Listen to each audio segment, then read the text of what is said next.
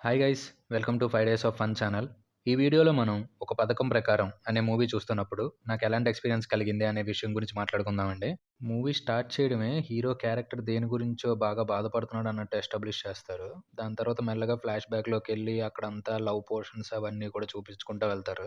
ఆ initial portions ఏవి కూడా 1% కూడా ఇంప్రెషన్ క్రియేట్ చేయలేకపోయాయండి. అక్కడొచ్చిన 'సిద్ శ్రీరామ్' గారి సాంగ్ కూడా వినడానికి బానే ఉంది గానీ, ఆన్ స్క్రీన్ అసలు ఏమాత్రం ఇంప్రెస్ చేయలేకపోయింది. ఇంకా ఫ్లాష్ బ్యాక్ పోర్షను అవన్నీ అయిపోయిన తర్వాత మెల్లగా స్టోరీలోకి ఇన్వాల్వ్ చేస్తారు.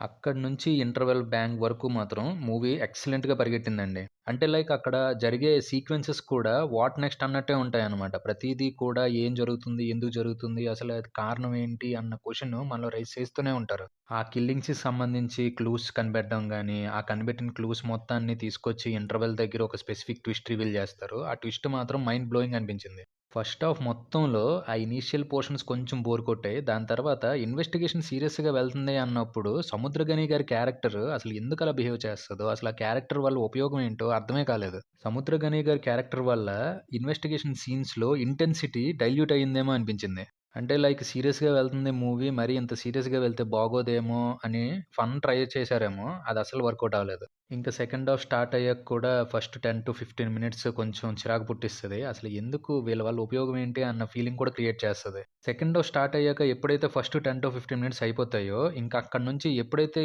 హీరో కేస్‌లోకి ఇన్వాల్వ్ అవుతాడో, అక్కడి నుంచి డీటెయిలింగ్స్ కానీ, ఆ క్లూస్ రివీలింగ్ గాని అన్నీ కూడా ఎక్స్‌ట్రార్డినరీ అనిపించాయి. ప్రీ క్లైమాక్స్ వరకు మూవీ అసలు ఎలా ఎళ్ళిపోతుందో కూడా అర్థం కాదు. అంత ఫాస్ట్ పేసింగ్‌గా రన్ అవుతది మూవీ అంతా కూడా. ప్రీ క్లైమాక్స్‌లో మెయిన్ విలన్ ఎవరు అనేది రివీల్ చేస్తారు. ఆ క్యారెక్టర్ రివీలింగ్ బానే ఉంది. ఆ రివీలింగ్‌ని బేస్ చేసుకొని వచ్చే ఫ్లాష్ బ్యాక్ పోర్షన్ కూడా బానే అనిపించింది. ఆ ఫ్లాష్ బ్యాక్‌ని ఫస్ట్ హాఫ్‌లో ఒక సీన్‌కి లింక్ చేసిన విధానం కూడా చాలా అనిపించింది. ఇంక మెయిన్ పాయింట్ రివీల్ చేసిన తర్వాత ఇంక క్లైమాక్స్ కూడా ఎక్స్‌పెక్టెడ్‌గానే వెళ్తది. అంటే అక్కడ అది ఎక్స్‌పెక్టెడ్‌గా వెళ్ళినప్పటికీ చాలా రెగ్యులర్‌గా ఓవర్ ద టాప్ చేసి పడేసారేమో అనిపించింది.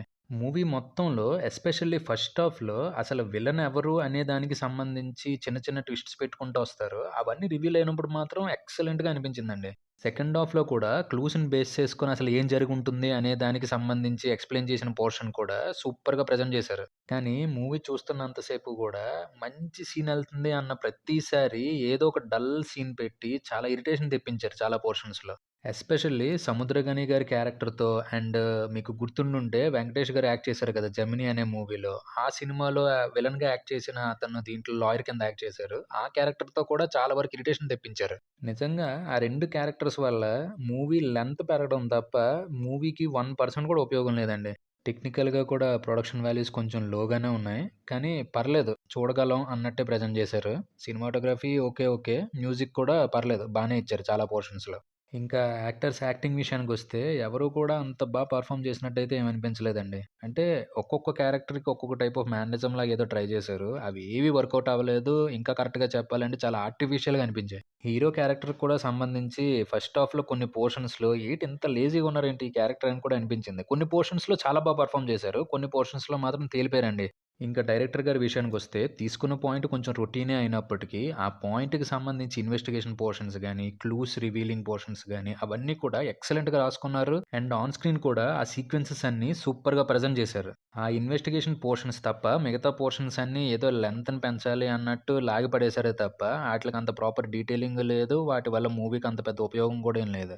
ఓవరాల్‌గా నా వరకు మాట్లాడుకుంటే అండి 2 అవర్స్ 11 మినిట్స్ ఎళ్ళిపోతుంది మూవీ అలాగా. ఎక్కడ కూడా బోర్ అయితే అనిపించదు. కొన్ని పోర్షన్స్ కొంచెం చిరాకు పుట్టిస్తాయి. కానీ ఓవరాల్ మూవీ మాత్రం బానే ఉందిరా! మరి అంత వరస్ట్ మూవీ చూసానన్న ఫీలింగ్ అయితే క్రియేట్ అవ్వలేదు. అదండి ఒక పథకం ప్రకారం అనే మూవీ చూస్తున్నప్పుడు నాకు కలిగిన ఎక్స్‌పీరియన్స్. ఇంకో మూవీ ఎక్స్‌పీరియన్స్‌తో మళ్ళీ మీ ముందుకొచ్చేస్తాం. Until then stay safe and be happy. Bye by.